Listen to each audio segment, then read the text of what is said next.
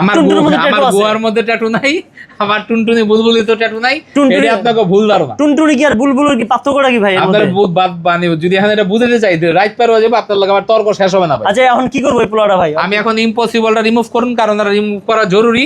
ওর ভাই অলরেডি বাসায় আপনার ওরে ভাত বন্ধ করে দিছে। আচ্ছা ভাত বন্ধ করে দিছে, এই জন্য ভাত বন্ধ করবো না, অমানুষ পোলা বানেরি করছে তো ভাত বন্ধই তো করবো। আচ্ছা দেখি ভাই ইম্পসিবল কিভাবে পসিবল ভাবে রিমুভ হচ্ছে আমাদের সাইদুর ভাইয়ের দোকানে শপে। আপনি দেখেন এই জিনিসটা নগদের উপর সাদা যাবে।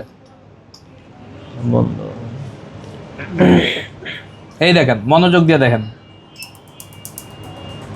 তো বন্ধুরা আমাদের কুদ্দুস অবশেষে চলে আসছে সাইদুল ভাইয়ের শপে।